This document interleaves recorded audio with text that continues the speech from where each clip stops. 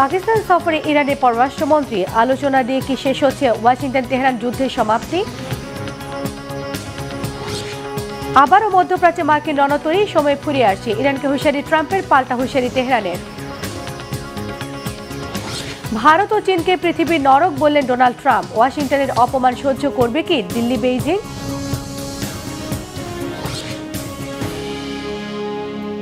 আসসালামু আলাইকুম, দেখছিলেন বাংলাভিশন ওয়ার্ল্ড নিউজ হেডলাইন। এবারে পুরো খবর।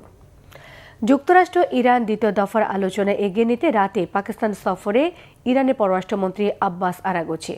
শুক্রবার কাতার ভিত্তিক সংবাদ মাধ্যম আল জাজিরা জানিয়েছে, ইরানের পররাষ্ট্রমন্ত্রীর সঙ্গে এই সফরে আছেন বেশ কয়েকজন কর্মকর্তা। ইরানের রাষ্ট্রীয় সংবাদ সংস্থা ইরিনা জানিয়েছে, আরাগচি পাকিস্তান সফরটি দ্বিপক্ষীয় ধরনের।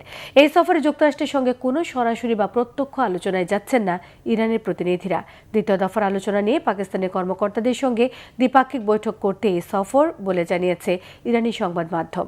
ইসলামাবাদের পর আব্বাস আরাগচি মস্কো এবং মাস্কাটে যাবেন। আপাতত ওয়াশিংটন তেহরানের আলোচনা না হলেও ইরানের প্রতিনিধিদের ইসলামাবাদ সফরকে ইতিবাচকভাবেই দেখছেন বিশ্লেষকরা। এর মধ্য দিয়ে দ্বিতীয় দফার আলোচনা এবং চুক্তির সম্ভাবনা আরও এক ধাপ এগিয়ে যাবে বলে মত বিশ্লেষকদের। যুদ্ধবিরতির মেয়াদ বাড়ানোর পর মধ্যপ্রাচ্যে আরও একটি মার্কিন বিমানবাহী রণতরী পাঠিয়েছে মার্কিন যুক্তরাষ্ট্র। সরাসরি হামলার ইঙ্গিত না দিলেও ইরানের সময় ফুরিয়ে আসছে বলে হুমকি দিয়েছেন প্রেসিডেন্ট ডোনাল্ড ট্রাম্প।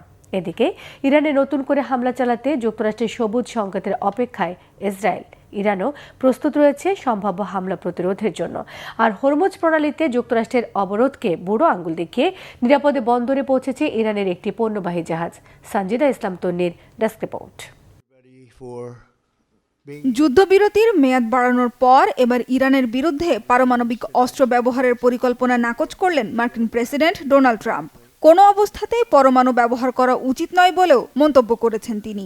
শুধু তাই নয়, যুক্তরাষ্ট্রের জন্য উপযুক্ত ও লাভজনক একটি চুক্তির পরিবেশ তৈরি না হওয়া পর্যন্ত ইরানের সাথে সমঝোতায় যাবে না ঘোষণা দিলেও নতুন করে হামলা শুরু করবেন কিনা সে বিষয়ে কোনো ইঙ্গিতও দেননি।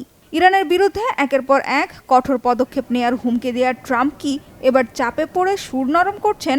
যে কোনো উপায়ে কি শেষ করতে চাইছেন যুদ্ধ, নাকি ছক কষছেন ইরানের ওপর আরও বড় আঘাতের? ডোনাল্ড ট্রাম্প পারমাণবিক অস্ত্র ব্যবহারের পরিকল্পনা থেকে সরে আসলেও মধ্যপ্রাচ্যে পৌঁছেছে আরও একটি মার্কিন বিমানবাহী রণতরী জর্জ H.W. বুশ। রণতরীটি যুক্তরাষ্ট্রের সেন্ট্রাল কমান্ডের দায়িত্বপূর্ণ এলাকায় প্রবেশ করেছে। সামাজিক মাধ্যমে একটি ছবি প্রকাশ করে এ তথ্য নিশ্চিত করেছে মার্কিন সেন্টকম। ইরানের সাথে স্থায়ী শান্তি চুক্তির বিষয়ে তাড়াহুড়ো করতে চান না জানিয়ে ট্রাম্প দাবি করেন, চুক্তি করার জন্য যুক্তরাষ্ট্রের হাতে অফুরন্ত সময় থাকলেও ফুরিয়ে আসছে ইরানের সময়। এছাড়া বহাল রয়েছে হরমুজ প্রণালীতে ইরানি নৌবন্দরগুলোর ওপর যুক্তরাষ্ট্রের অবরোধ। আমি একটু বিরতি নিয়েছি, তাদেরকে একটা সুযোগ দিয়েছি। আমরা এখনই একটা চুক্তি করতে পারতাম, তবে আমি চাই একটি সেরা চুক্তি হোক। আমি তার জন্য কোনো সময়সীমা দিতে চাই না। এটা খুব শিগগিরই হয়ে যাবে, কারণ হরমুজ প্রণালী বন্ধ থাকায় ইরান বড় ধরনের ক্ষতির মুখে পড়েছে। যুক্তরাষ্ট্রের পক্ষ থেকে যুদ্ধ শুরুর বিষয়ে কোনো ইঙ্গিত না পাওয়া গেলেও ইরানে নতুন করে হামলা চালানোর জন্য মার্কিন প্রেসিডেন্ট ডোনাল্ড ট্রাম্পের সবুজ সংকেতের জন্য অপেক্ষা করছে ইসরায়েল। ইরানে বিদ্যুৎ ও জ্বালানি কেন্দ্রেও হামলার পরিকল্পনার কথা জানিয়েছে ইসরায়েলি প্রতিরক্ষা মন্ত্রী ইসরায়েল কাটজ। ইসরায়েল ইরানের বিরুদ্ধে আবারও যুদ্ধ শুরু করতে প্রস্তুত। সবার আগে খামেনির রাজবংশ নির্মূল করতে যুক্তরাষ্ট্রের সবুজ সংকেতের অপেক্ষা করছে আমাদের সেনারা। আমাদের লক্ষ্য প্রধান জ্বালানি ও বিদ্যুৎ কেন্দ্রগুলো উড়িয়ে দিয়ে ইরানকে অন্ধকার ও প্রস্তর যুগে ফিরিয়ে নিয়ে যাওয়ায় ইসরায়েলের হুমকির পাল্টা জবাব দিয়েছে ইরানও। দেশটির তেল ক্ষেত্রগুলোতে হামলা হলে যুক্তরাষ্ট্রকেও সমপরিমাণ পাল্টা জবাব দেওয়ার হুঁশিয়ারি দিয়েছেন ভাইস প্রেসিডেন্ট ইসমাইল সাকাব ইসফাহানি। ইরানের ওপর সম্ভাব্য হামলার মুখে জাতিগত ঐক্যের বার্তা দিয়েছেন প্রেসিডেন্ট মাসুদ পেজেশকিয়ান, পররাষ্ট্রমন্ত্রী আব্বাস আরাগচি ও পার্লামেন্টের স্পিকার বাগের গালিবাফ। এদিকে হরমুজ প্রণালীতে অপ্রতিরোধ ইরান। ওমান সাগরে যুক্তরাষ্ট্রের সব প্রচেষ্টা ব্যর্থ করে অবরুদ্ধ হরমুজ পাড়ি দিয়ে নিরাপদে বন্দরে পৌঁছেছে ইরানের একটি পণ্যবাহী জাহাজ। ইরানের আধা সরকারি সংবাদ সংস্থা ফার্স নিউজ জানিয়েছে, চালবাহী জাহাজটিকে পাহারা দিয়ে বন্দরে পৌঁছে দিয়েছে ইরানের ইসলামী বিপ্লবী গার্ড বাহিনীর নৌ ইউনিট। আর হরমুজ দিয়ে চলাচলকারী আন্তর্জাতিক জাহাজগুলো থেকে টোল আদায় শুরু করলেও বন্ধু রাষ্ট্রগুলোকে ছাড় দিচ্ছে ইরান। রাশিয়া সহ বেশ কিছু দেশের জন্য চলাচল ফি মওকুফ করতে বিশেষ ব্যবস্থার কথা জানিয়েছেন রাশিয়ায় নিযুক্ত ইরানের রাষ্ট্রদূত কাজেম জালালি। ইরানের সাথে সমঝোতায় পৌঁছাতে না পারলেও ইসরায়েলের সাথে লেবাননের ভঙ্গুর যুদ্ধবিরতির মেয়াদ বাড়িয়েছেন মার্কিন প্রেসিডেন্ট ডোনাল্ড ট্রাম্প। নতুন করে ৩ সপ্তাহের যুদ্ধবিরতির ঘোষণা দিয়ে ইসরায়েল ও লেবাননের রাষ্ট্রপ্রধানের সাথে বৈঠকে বসার আগ্রহ প্রকাশ করেছেন। হিজবুল্লাহর তৎপরতা দমনে সহায়তার আশ্বাসও দিয়েছেন লেবানন সরকারকে। Sanchita Islam Tonni, Bangla vision, news desk. Bharat ও চীনকে পৃথিবীতে নরকের মতো দেশ বলে মন্তব্য করেছেন মার্কিন প্রেসিডেন্ট ডোনাল্ড ট্রাম্প। সম্প্রতি একটি পডকাস্ট ভিডিওর ট্রান্সক্রিপ্ট নিজের ট্রুথ সোশ্যালে শেয়ার করেন তিনি। আর সেখানে ভারত এবং চীনকে নরকের সঙ্গে তুলনা করেছেন ট্রাম্প। এই ঘটনাকে ভারতের রাজনৈতিক বিশ্লেষকরা বড় কূটনৈতিক অবমাননা হিসেবে দেখছেন। মীর ফজলে রাব্বির ডেস্ক রিপোর্টে থাকছে বিস্তারিত। মার্কিন প্রেসিডেন্ট ডোনাল্ড ট্রাম্পের মন জয় করতে চেষ্টার কোনো কমতি রাখেনি ভারত। প্রেসিডেন্ট নির্বাচনের আগে ট্রাম্পের জয় প্রত্যাশায় বিশেষ প্রার্থনার আয়োজন করে ও বিশাল মূর্তি তৈরি করে আলোচনায় এসেছিলেন ভারতীয়রা।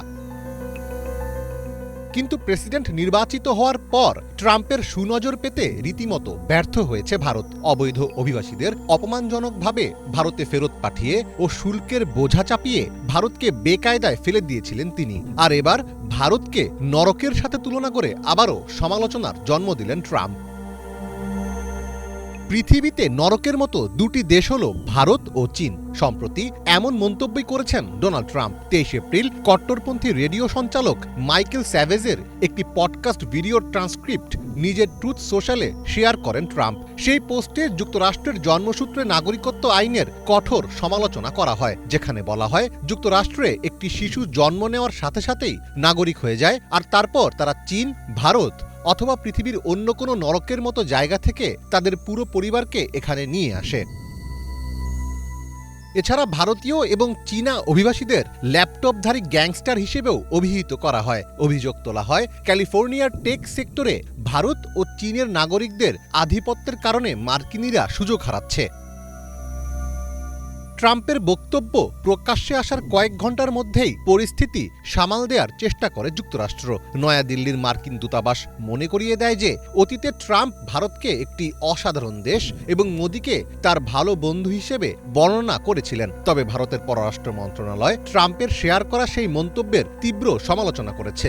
ভারত এই বক্তব্যকে অপরিণত, অনভিপ্রেত এবং রুচিহীন বলে আখ্যা দিয়েছে বলে জানিয়েছে ভারতীয় সংবাদ মাধ্যম এনডিটিভি।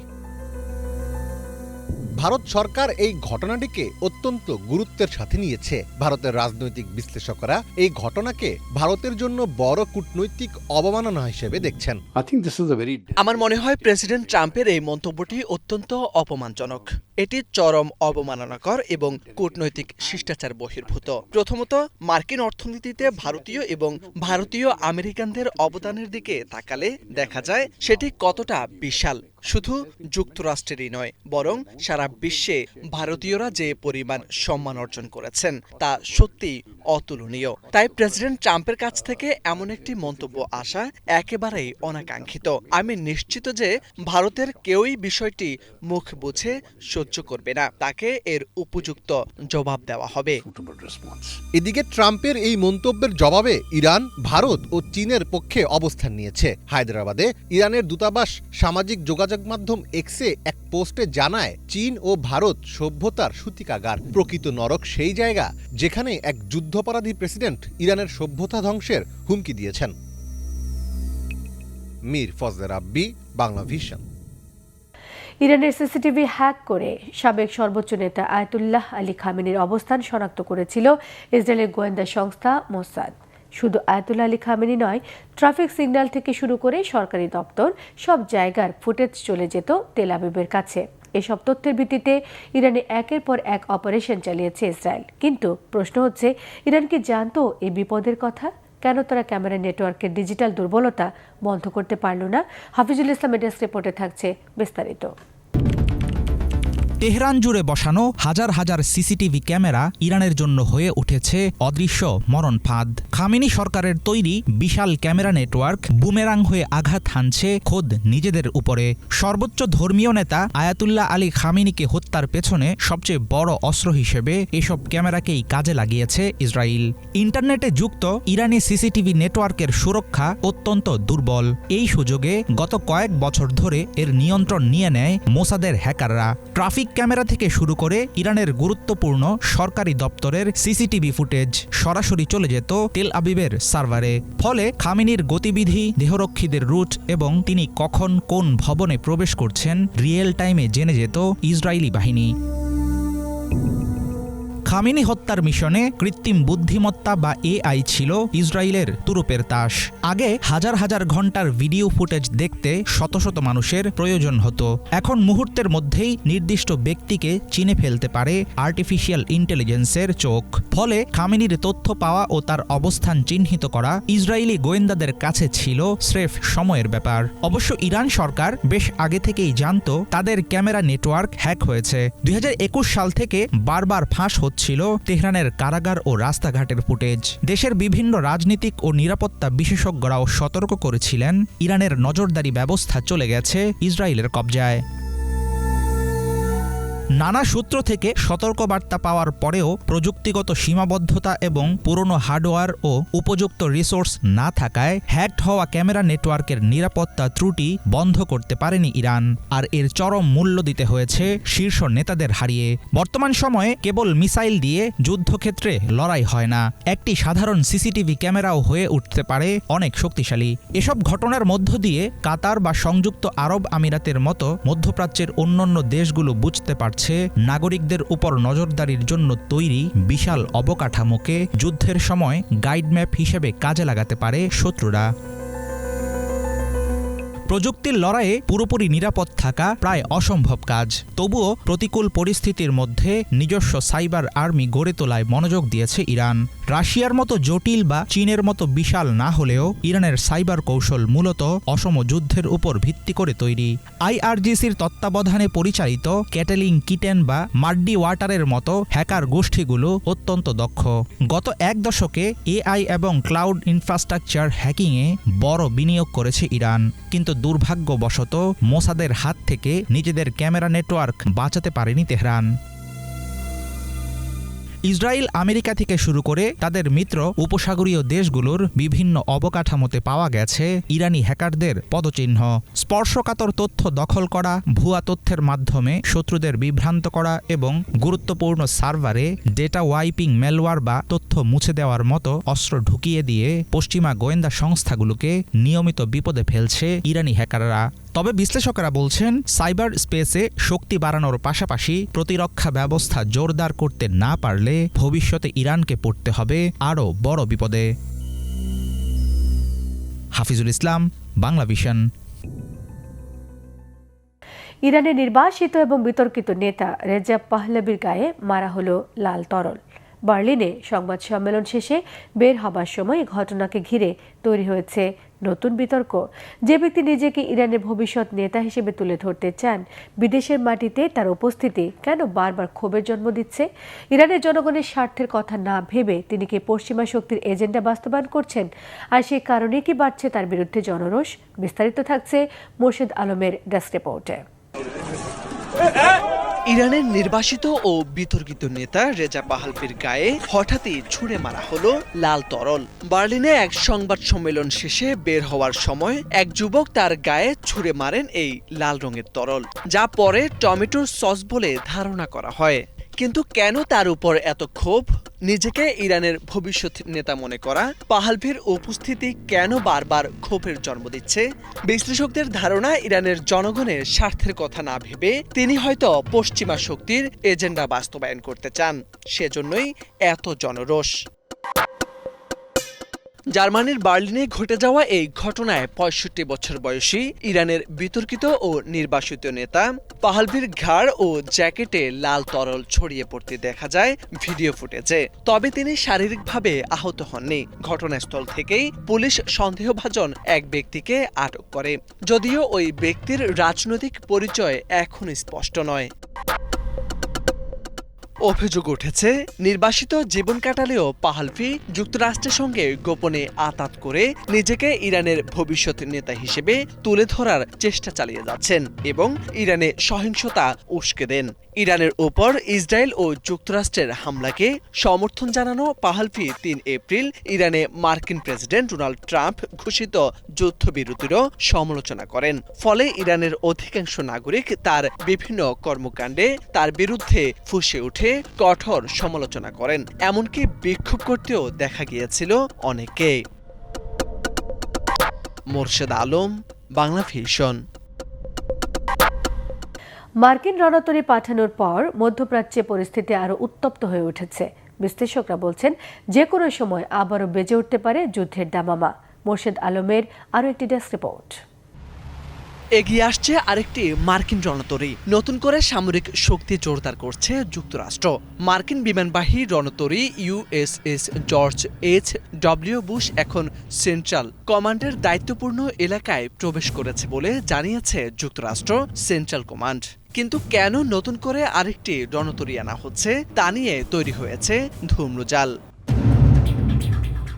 বিভিন্ন সংবাদের ভিত্তিতে জানা গেছে, নিমিদ শ্রেণীর এই সুপার ক্যারিয়ারটি ভারত মহাসাগরে অগ্রসর হচ্ছে। তবে এটি মধ্যপ্রাচ্যে আগে থেকেই থাকা মার্কিন জাহাজগুলোর সঙ্গে যুক্ত হবে নাকি অন্য কোনো জাহাজের পরিবর্তে আসছে, সে বিষয়ে এখনো স্পষ্ট কোনো তথ্য জানা যায়নি। এর আগে সেন্টকম নিশ্চিত করে, বিশ্বের অন্যতম বৃহৎ বিমানবাহী রণতরী USS জেরাল্ড আর ফোল্ট বর্তমানে লোহিত সাগরে কার্যক্রম পরিচালনা করছে। এটি যুক্তরাষ্ট্রের ৫ম নৌবহরের অধীনে থেকে সামুদ্রিক নিরাপত্তা নিশ্চিত করতে ভূমিকা রাখছে। USS George H.W. বুশ হল মার্কিন নৌবাহিনীর একটি অত্যাধুনিক পারমাণবিক শক্তিচালিত বিমানবাহী রণতরী। লোহিত সাগরের লজিস্টিক চ্যালেঞ্জ এড়াতে এটি আফ্রিকার কেপ অব গুড হোপ ঘুরে দীর্ঘ পথ পাড়ি দিয়ে এই অঞ্চলে এসেছে বলে জানা গেছে। মধ্যপ্রাচ্যে চলমান অস্থিতিশীল পরিস্থিতিতে মার্কিন আধিপত্য ও নিরাপত্তা নিশ্চিত করতে এটি মোতায়েন করা হয়েছে। বর্তমানে ওই অঞ্চলে এটি সহ মোট ৩টি মার্কিন বিমানবাহী রণতরী সক্রিয় রয়েছে। একের পর এক শক্তিশালী রণতরীর উপস্থিতি। প্রশ্ন উঠেছে, শুধু নিরাপত্তা নাকি এর পেছনে রয়েছে বড় কোনো কৌশলগত বার্তা? মধ্যপ্রাচ্যের চলমান পরিস্থিতিতে যুক্তরাষ্ট্রের এই পদক্ষেপ নতুন করে উত্তেজনা বাড়াবে কিনা সেটি এখন দেখার বিষয়। মোর্শেদ আলম, বাংলা ভিশন। আবারও গণহারে কর্মী ছাঁটাই করতে যাচ্ছে ফেসবুক, ইনস্টাগ্রামের নিয়ন্ত্রক সংস্থা মেটা। এতে আগামী মাসে প্রতিষ্ঠানটি থেকে চাকরি হারাতে যাচ্ছেন প্রায় ৮,০০০ কর্মী, যা মেটার মোট জনশক্তির ১০%। ছাঁটাই হওয়া শূন্য পদে নতুন নিয়োগও বন্ধ থাকবে। মেটার অভ্যন্তরীণ মেমোতে বলা হয়েছে, এবছর কৃত্রিম বুদ্ধিমত্তা বা AI প্রকল্পে খরচ হবে প্রায় ১৩,৫০০ কোটি মার্কিন ডলার, যা সংস্থাটির গত ৩ বছরের মোট খরচের সমান। মেটার প্রধান নির্বাহী মার্ক জাকারবার্গ জানিয়েছেন, AI টুল ব্যবহারকারী কর্মীরা অনেক বেশি উৎপাদনশীল হয়ে উঠেছেন। এতে কম জনবল দিয়েই বড় প্রকল্পের কাজ সম্পন্ন করা সম্ভব। তাই এবছর কাজের ধরন পাল্টে দেবে AI। এর আগে এবছর 2 দফায় প্রায় ২,০০০ কর্মী ছাঁটাই করেছে মেটা। অন্যান্য প্রযুক্তি প্রতিষ্ঠানও এই পথেই হাঁটছে। অ্যামাজন ৩০,০০০-এরও বেশি, ওরাকল ১০,০০০-এর বেশি, ব্লক প্রায় ৪,০০০ আর স্ল্যাব প্রায় ১,০০০ কর্মী ছাঁটাই করেছে। মাইক্রোসফটও দীর্ঘদিনের কর্মীদের জন্য স্বেচ্ছায় অবসর সুবিধা ঘোষণা দিয়েছে। এ ছিল আজকের মতো। সঙ্গে থাকায় সবাইকে ধন্যবাদ।